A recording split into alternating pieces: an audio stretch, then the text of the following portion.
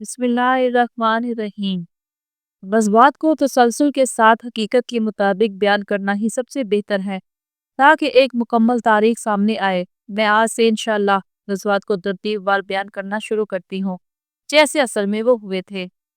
غزوات کا تسلسل: غزوہ بدر 2 ہجری سب سے پہلی بڑی جنگ جس میں اسلام اور کفر کا فیصلہ کن معرکہ ہوا۔ غزوہ احد 3 ہجری مسلمانوں کے لیے ایک کڑا امتحان اور تربیت۔ غزوہ خندق احزاب 5 ہجری مدینے پر بڑے لشکر کا محاصرہ۔ اس کے بعد کی غزوات جیسے خیبر، فتح مکہ، حنین وغیرہ۔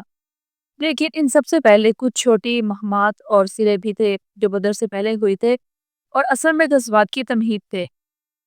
آج سے آغاز: سب سے پہلے میں آپ کو غزوہ بدر کا تفصیلی واقعہ سناتی ہوں کیونکہ یہی اسلام کی تاریخ میں پہلا بڑا معرکہ ہے۔ غزوہ بدر کا تفصیلی واقعہ۔ پس منظر: ہجرت کے بعد مدینہ میں مسلمانوں کو سکون ملا مگر مکے کے قریش ہر وقت مسلمانوں کے خلاف سازشیں کرتے رہتے تھے۔ انہوں نے مدینہ پر حملہ کرنے اور مسلمانوں کو ختم کرنے کے منصوبے بنائے۔ اس کے علاوہ مسلمانوں کا مال و دولت جو مکہ میں رہ گیا تھا، قریش اس سے تجارتی قافلہ بنا کر شام لے جاتے اور پھر زیادہ طاقتور ہو کر واپس آتے۔ رسول اللہ صلی اللہ علیہ وسلم نے چند چھوٹے چھوٹے دستے بھیجے تاکہ قریش کے تجارتی راستوں پر نگرانی رکھیں۔ اسی دوران ایک بڑا قافلہ ابو سفیان کی قیادت میں شام سے مکہ واپس آ رہا تھا جس میں بہت زیادہ مال تھا۔ رسول اللہ صلی اللہ علیہ وسلم نے صحابہ اکرام کو خبر دی اور تقریباً 313 مہاجرین کے ساتھ بدر کی طرف روانہ ہوئے۔ یہ پہلی بار تھا کہ مسلمان ایک بڑے معرکے کے لیے نکلے تھے۔ لشکروں کی تعداد: مسلمان 313 جن میں 82 مہاجر اور باقی انصار تھے۔ قریش تقریباً 1000 سپاہی، 100 گھوڑے، 700 اونٹ، مکمل اسلحہ اور سامان۔ بدر کا میدان: بدر مدینہ سے تقریباً 80 میل دور ایک جگہ ہے جہاں پانی کے چشمے اور کنویں تھے۔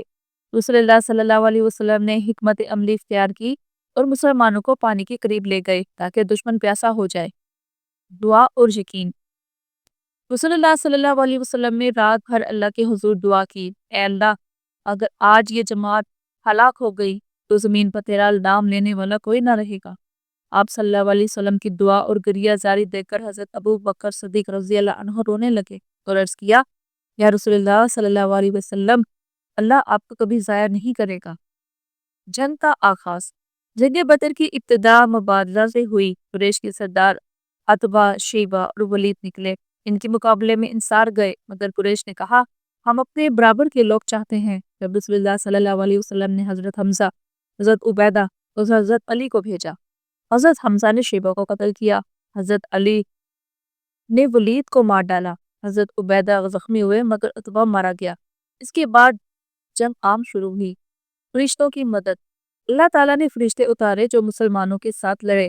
قرآن میں ہے، میں تمہاری مدد 1000 فرشتوں سے کروں گا جو یکے بعد دیگرے آئیں گے۔ سورہ انفال۔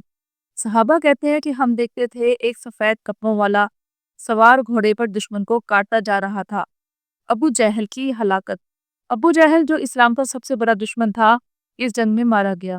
اس کو 2 کم عمر انصاری نوجوان معاذ اور معوذ نے قتل کیا۔ رسول اللہ صلی اللہ علیہ وسلم کو اس کی موت خبر ملی۔ آپ صلی اللہ علیہ وسلم نے فرمایا، یہ اس امت کا فرعون ہے۔ نتیجہ: مسلمانوں کے 14 صحابہ شہید ہوئے، قریش کے 70 سردار مارے گئے اور 70 قیدی بنائے گئے۔ یہ اسلام کی پہلی بڑی فتح تھی۔ اللہ نے مسلمانوں کو عزت عطا کی اور کفار کو ذلت۔ قرآن نے اسے یوم فرقان کہا، یعنی حق اور باطل کے درمیان فیصلہ کن دن۔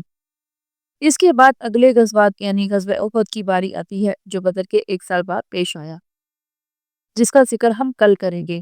تو کیسی لگی آپ کو آج کی یہ ویڈیو؟ پسند آئی ہو تو لائک کیجیے اور چینل کو سبسکرائب کیجیے۔